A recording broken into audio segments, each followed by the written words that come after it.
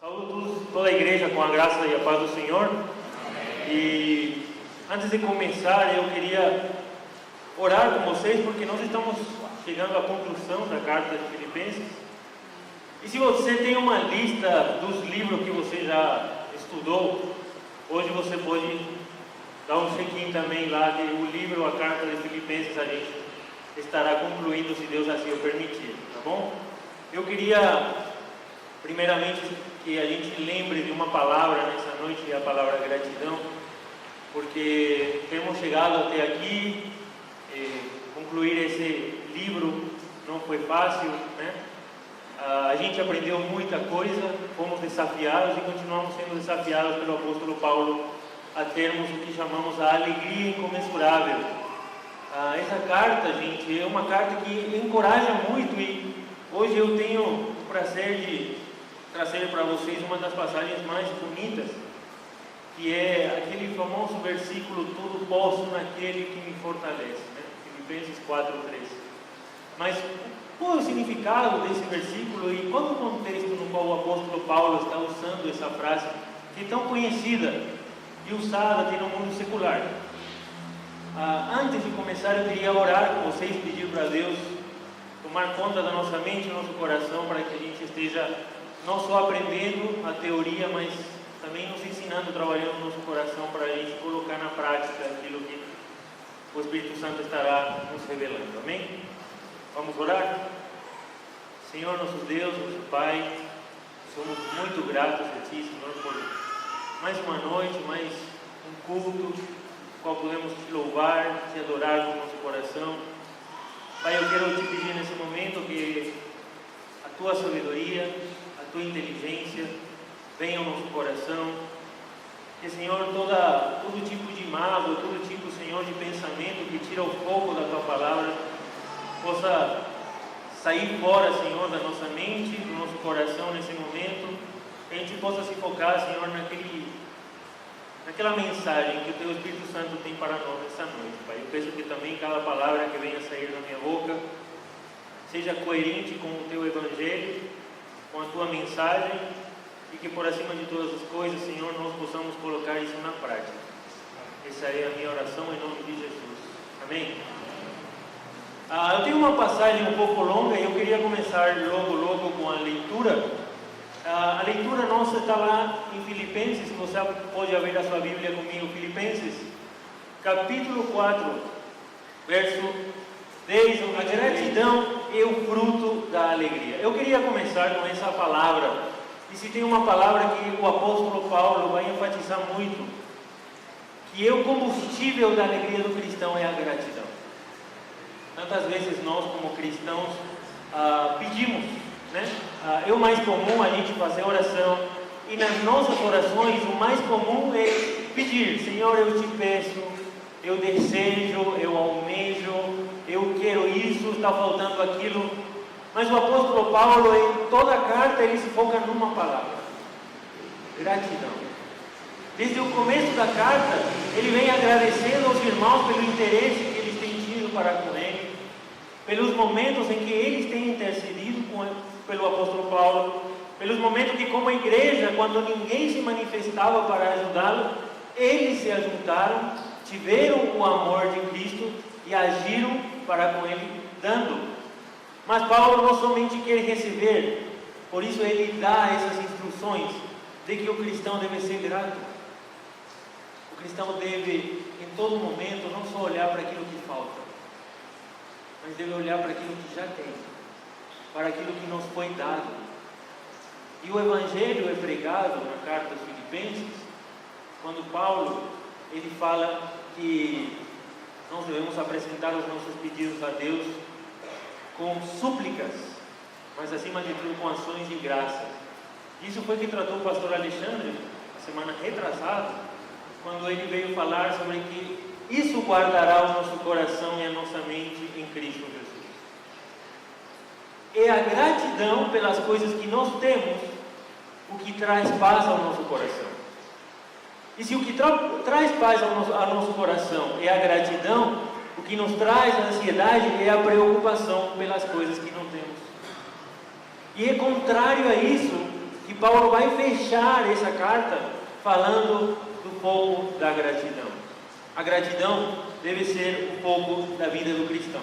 Então eu queria nessa noite falar sobre esse tema, que a gratidão é fruto da verdadeira alegria. Alegria que, como já falamos, deve ser focada no Senhor. Vamos ler Filipenses capítulo 4, desde o verso 10, primeiramente até o 13, tá bom? Diz assim, Filipenses capítulo 4, verso 10 até o 13. Ele começa com aquela famosa palavra que já temos visto ao longo de toda a carta, e diz assim: alegro-me grandemente no Senhor, porque finalmente vocês renovaram o seu interesse por mim. De fato, vocês já se interessavam, mas não tinham oportunidade para demonstrá-lo. Não estou dizendo isso porque esteja necessitado, pois aprendi a adaptar-me a toda e qualquer circunstância. Verso 12: sei o que é passar necessidade e sei o que é ter fartura. Aqui vem a parte mais importante dessa passagem, que diz assim: aprendi o segredo de viver contente em toda e qualquer situação, seja bem alimentado, seja com fome, tendo muito ou passando necessidade, tudo posso naquele que me fortalece. É nesse contexto que o apóstolo Paulo está falando, tudo posso naquele que me fortalece. O que é todo pode? O que o apóstolo Paulo aprendeu? Gente, a palavra aprender não significa eu nasci sabendo. O mais básico é eu ouvi, eu coloquei no coração, mas acima de tudo eu pratiquei. O aprendizado é por meio do ouvir, por meio de colocar no coração e praticar. O apóstolo Paulo fala aqui que ele aprendeu a ser contente. Filipenses capítulo 4, 10 ao 23 é o nosso tema, mas nós já estamos falando sobre o contentamento. Essa palavra é essencial para a vida do cristão. A palavra contentamento, ela tem uma ideia que eu queria trabalhar com vocês nessa noite. O contentamento é assim, é manter o estado de ânimo independente da situação. O apóstolo Paulo fala, gente, eu sou contente. Não, ele diz, eu aprendi a estar contente em toda e qualquer situação. E a palavra contentamento que você tem na sua Bíblia, no grego significa autarquia. E a palavra autarquia era usada naquela época para se referir a uma cidade que aprendeu a viver independente. Nós que moramos na cidade de São Paulo, sabemos que moramos numa grande metrópole. Mas para essa grande metrópole ser sustentável, ela precisa do quê? Precisa que as cidades que estão ao redor estejam também bem e fazendo o seu trabalho para produzir e trazer o que nós precisamos aqui. Porque aqui em São Paulo temos só prédio, certo? Aqui não temos plantação de soja, aqui na cidade de São Paulo. Eu não vejo, pelo menos, né? Não sei, alguém pode ter por aí. Mas, tomate, você vê plantação de tomate assim? Não se vê, gente. Tudo vem de fora.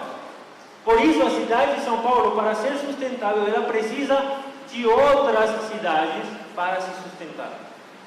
A palavra autarquia quer dizer a independência que uma cidade tinha de se autossustentar, independente de como estejam as outras cidades ao seu redor.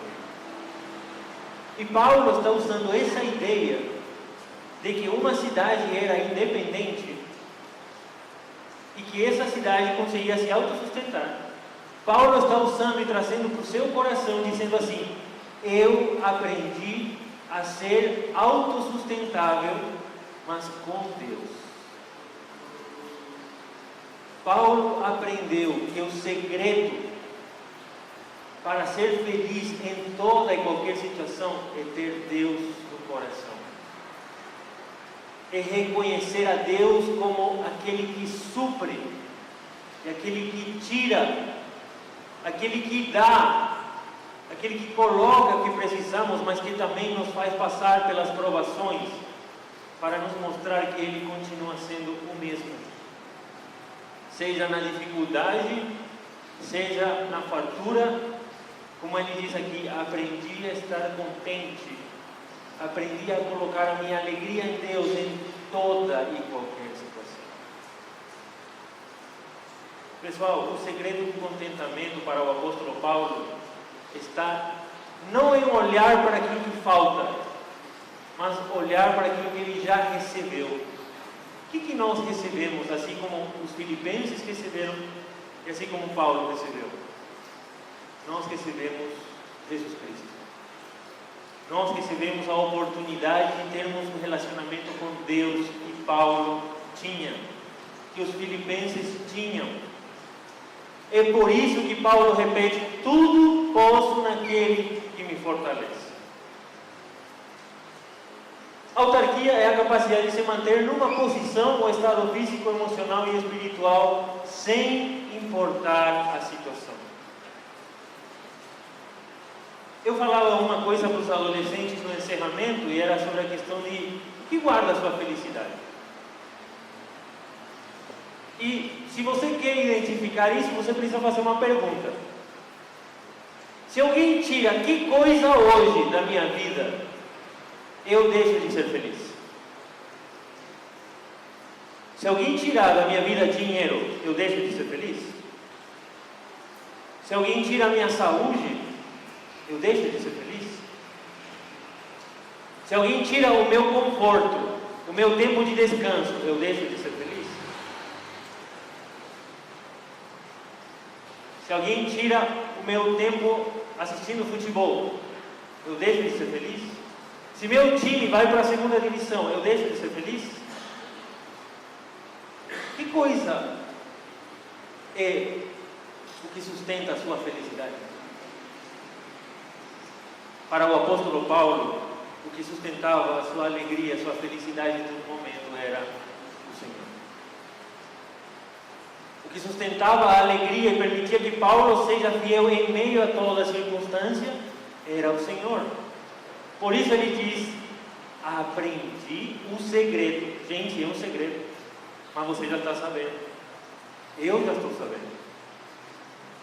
A felicidade do homem está no relacionamento com o Senhor.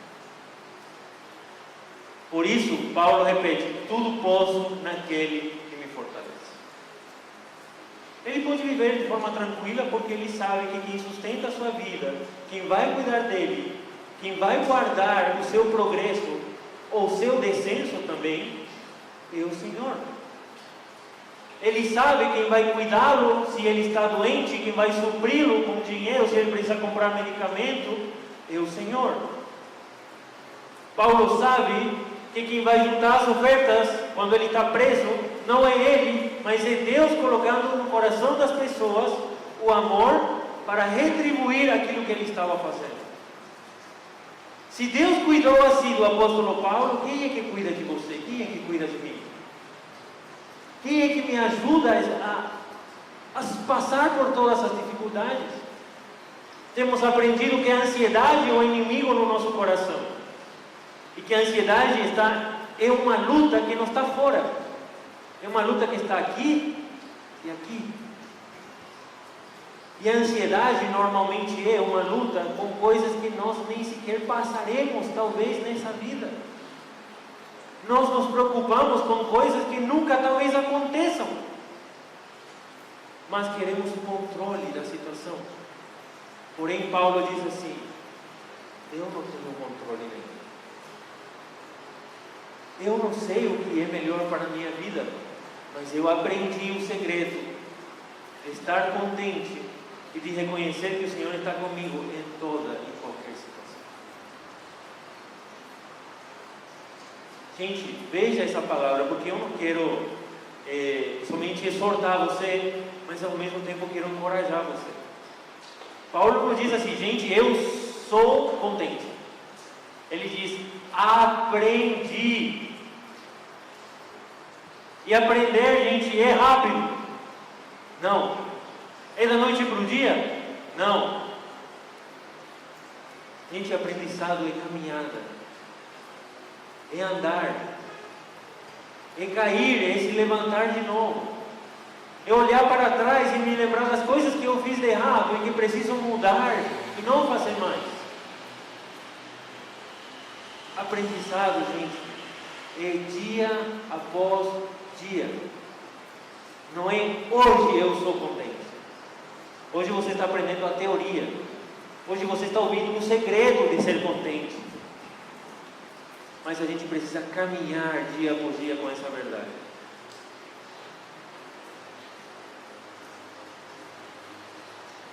Existem 3 frutos da gratidão que o apóstolo Paulo irá tratar nessas passagens. Nós temos lido até o versículo 13. Quero continuar lendo com vocês até o verso 23, desde o verso 14 até o 23. Filipenses capítulo 4, verso 14 até o 23. Diz assim: apesar disso, apesar das dificuldades das quais nós já temos falado e lido, vocês, filipenses, fizeram bem em participar em minhas tribulações. Como vocês sabem, filipenses, nos seus primeiros dias no Evangelho, quando parti da Macedônia, nenhuma igreja partilhou comigo no que se refere a dar e receber, exceto vocês. Pois estando eu em Tessalônica, vocês me mandaram ajuda, não apenas uma vez, mas 2, quando tive necessidade. Não que eu esteja procurando ofertas, mas o que pode ser acreditado na conta de vocês. Recebi tudo e o que tenho é mais que suficiente. Estou amplamente suprido, agora que recebi de Epafrodito os donativos que vocês enviaram. São uma oferta de aroma suave, um sacrifício aceitável e agradável a Deus. O meu Deus, pois, suprirá todas as necessidades de vocês, de acordo com as suas gloriosas riquezas em Cristo Jesus. A nosso Deus e Pai seja a glória para tudo sempre. Amém. Saúdem, ele faz uma saudação final. Saúdem a todos os irmãos em Cristo Jesus. Os irmãos que estão comigo enviam saudações. Todos os santos lhes enviam saudações, especialmente os que estão no palácio de César. A graça do Senhor Jesus seja com o espírito de vocês. Amém. Os 3 frutos da verdadeira gratidão. A gratidão, gente, primeiro, deve nos fazer servir as pessoas sem acepção. Paulo disse que em momento de dificuldade, a igreja de Filipos foi a única que se exercitou numa coisa, no exercício de dar e receber. Nós, gente, devemos aprender a dar e receber. Muitas vezes, quando nós aprendemos o Evangelho, como já falei em alguma pregação alguma vez, nós gostamos somente de um lado só, né? Que é, eu venho para a igreja, escuto a pregação e vou para casa enfrentar a semana, enfrentar o mês talvez, com aquilo que eu ouvi. Só que deve ser um exercício o fato de eu dar também. E como eu vou dar? Colocando em prática aquilo que eu ouvi. O apóstolo Paulo fala especificamente aqui de ofertas, porque em momentos de necessidade, como nas que ele estava compartilhando aqui, ele precisava de um sustento. Imagina um homem que está encarcerado, algemado, como já vimos, a um soldado 24 horas por dia. Ele não pode sair, ele estava em prisão domiciliar, né? E ele não podia sair de lá. Como que um homem se sustentava? E anteriormente, o governo não pagava a alimentação e o sustento do preso, não. Era o homem que tinha que se virar. E naquele momento foi onde a igreja de Filipos coloca em prática todas as pregações que eu tinha ouvido do apóstolo Paulo.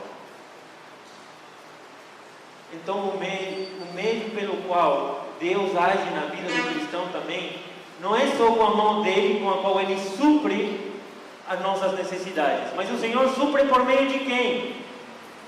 Por meio da igreja, por meio de irmãos, por meio de pessoas que colocam em prática aquilo que têm ouvido. Então, gente, é isso que o apóstolo, que o Tiago fala, que as nossas obras devem acompanhar a nossa teoria. Nos pequenos grupos desse ano, a gente ouviu muito falar sobre os milagres de Jesus. Mas era um fato, dos tantos que ia se repetindo, que me chama muito a atenção. Que Jesus não falava para o cara que ele chegava e tocava e sarava. Ele não falava assim, cara, vem, vai comigo, fica todo mundo comigo. Ele falava o quê? Vai e conta para as pessoas o que aconteceu com você. Vai e não peque mais, mas vai e fale para os outros o que aconteceu com a sua vida, especificamente com aqueles que ele disse o seu pecado foi perdoado. É muito bonito, gente, quando nós vamos para a igreja, vamos para os pequenos grupos e vimos para a reunião de oração. A gente se enche da palavra de Deus, a gente ouve uma palavra bonita, mas depois vem a prática. E o exercício deve acontecer. É ali onde entram as obras. As boas obras devem ser resultado da nossa fé. Tiago 1, 22 ou 25. Onde Tiago fala que devemos ser coerentes com a nossa maneira de viver. Abre comigo lá, Tiago capítulo 1, verso 22 ou 25.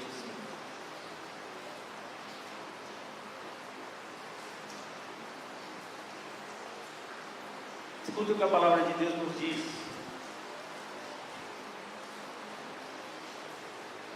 Já temos lido essa passagem muitas vezes esse ano.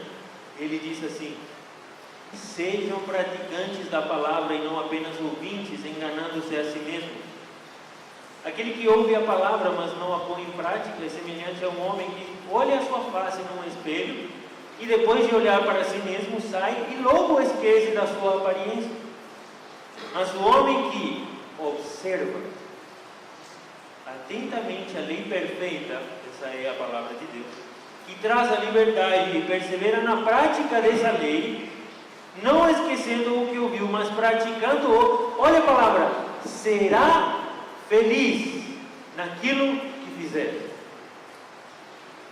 Será feliz naquilo que fizer. De novo a felicidade. Então a felicidade do homem está no quê? Em não somente ser ouvinte da palavra de Deus, em não só se encher da verdade de Deus, mas o quê? Praticar, fazer, exercitar, mostrar com as suas atitudes aquilo que ele tem aprendido. De fato, um desafio, porque assim como o Jader mencionava quando estávamos cantando aquela música, ele continua sendo bom, ele continua sendo Deus. É uma música muito linda, muito bonita, uma letra tremenda, mas que exige de nós uma mudança de pensamento, de que quem é Deus na nossa vida? Quem é o que está no controle da nossa vida? E se é Deus, de fato Ele é bom quando eu tenho, quando eu não tenho. Momento de dificuldade, momento de prosperidade, o Senhor continua sendo o mesmo. Gente, é um exercício. E assim como quando você vai para a academia, ou quando você começa a correr, ou começa a querer se movimentar um pouco para exercitar o seu corpo, o primeiro dia não é fácil. Segundo dia dói tudo. Terceiro dia pior ainda. Quarto dia você precisa descansar, porque senão seu corpo não vai se recuperar. E no quinto dia você precisa retomar as atividades, mas exige disciplina. E a disciplina, gente, é um exercício. A vida do cristão é um constante exercício. Por isso nós precisamos dos irmãos. um dos outros, para nos encorajarmos mutuamente. Paulo estava sendo grato, porque quem estava ajudando ele no meio dessa dificuldade eram os irmãos queridos. Mas eles estavam ajudando ele porque eles tinham ouvido e colocado em prática o amor que tinham aprendido com ele. Isso fez toda a diferença. E as obras, as boas obras são a melhor oferta para Deus. Nós vimos isso. Você acha que a oferta que você deu hoje, R$100, R$50, que você pegou do seu bolso, é o melhor para o Senhor? Sim, gente, é, de fato, se você dá com o seu coração. Mas para Deus, as boas obras, as obras de amor, são ofertas ainda maiores, que traz recompensa lá no céu, que traz recompensas diante de Deus. Por isso somos chamados constantemente por Deus a fazermos boas obras. Por que Deus, ao contrário da teologia da prosperidade, Ele não nos diz? Ele nos diz, faça boas obras, e não diz para nós, dê muito dinheiro. Dê dinheiro, sim, dê o seu dinheiro, dê com o coração grato pelo que Deus faz todo dia nas nossas vidas. Mas acima de tudo, exerça o seu papel como cristão, fazendo boas obras, praticando o amor de Cristo para com seu irmão. Porque isso é o que traz recompensa eterna. Isso é o exercício da piedade, isso é o exercício do amor de cristão. As boas obras são fruto da gratidão. Quando você é grato a Deus, gente, você não para pensar, será que eu tenho que fazer boa obra? Quando você é grato a Deus, gente, existe uma disposição natural no seu coração para fazer as boas obras, para você ajudar ao necessitado, para você enxergar a necessidade do seu irmão, para você não olhar para o seu problema, mas olhar para o problema do outro e ter misericórdia do seu irmão. Então veja, as boas obras são fruto da gratidão. Aquele que é grato faz boas obras, e as boas obras se tornam de novo felicidade para o nosso coração. É o que Tiago está nos dizendo, né? Concordando um pouco com Paulo. A gratidão deve ser comunitária. Existe sempre no Evangelho aquela visão de que eu tenho que receber, como eu falei, né? Sempre eu e Deus, eu e meu devocional, eu e a minha oração, eu cantando louvores a Deus, eu sendo melhor do que meu irmão. Sim, gente, eu quero falar um pouco sobre eu sendo melhor do que meu irmão. Sabe como nós cristãos, até eu, gente, tá? Confesso, beleza? Vou confessar aqui para vocês. Sabe como naturalmente a gente pensa que nós somos melhores cristãos? Nós olhamos para os outros. Nossa, eu sou pecador, mas eu sou menos pecador do que fulano. E eu venho para a igreja e vejo, não, fulano é mais pecador do que eu. Nossa, eu estou bem. É assim que nós colocamos num ranking o nosso ranking de pecadores. O fulano está aqui, mas eu estou lá, então eu estou bem. É assim que colocamos a nossa santidade, nós seres humanos. Quando queremos saber se estamos bem com Deus, para quem olhamos? Para os outros. Não, eu, a diferença de fulano, não faço devocional. Eu venho para culto de oração, mas o outro não vem. Eu venho para a reunião dos jovens, mas o outro não vem.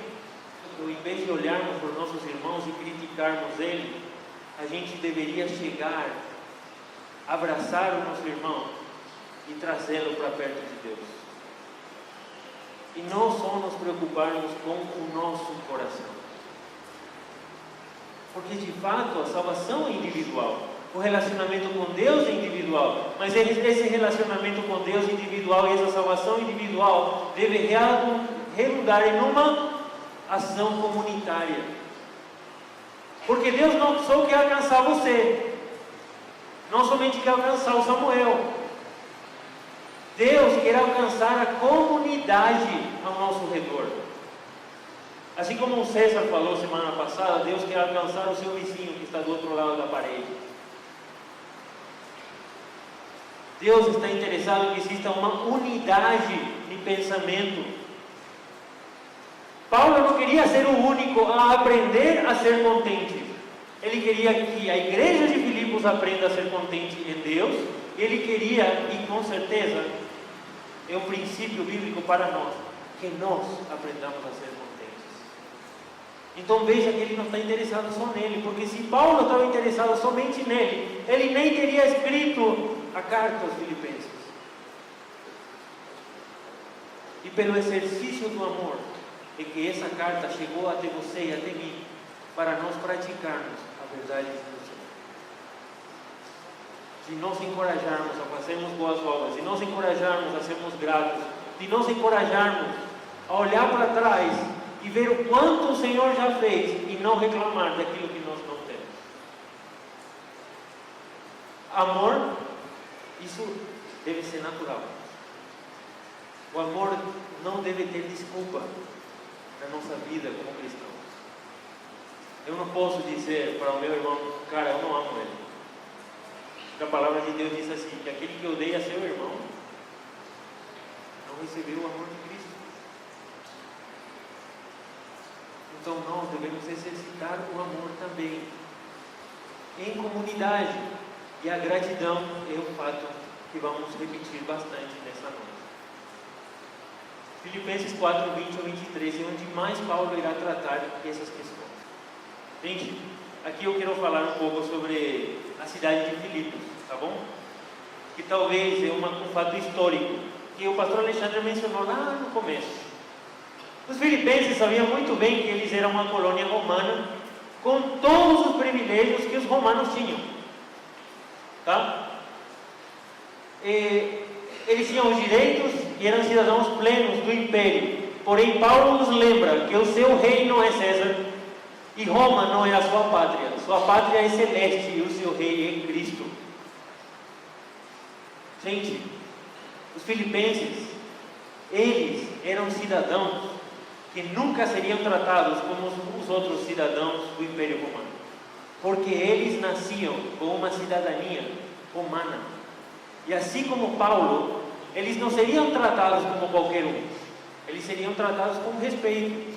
E eles, como cidadãos romanos, eles poderiam só aprender a palavra de Deus e ficar num gueto e dizer, não, nós iremos aprender a palavra de Deus, nós iremos nos cuidar entre nós e não iremos mostrar nada para ninguém, não iremos nos preocupar com a necessidade dos outros irmãos cristãos dentro do império.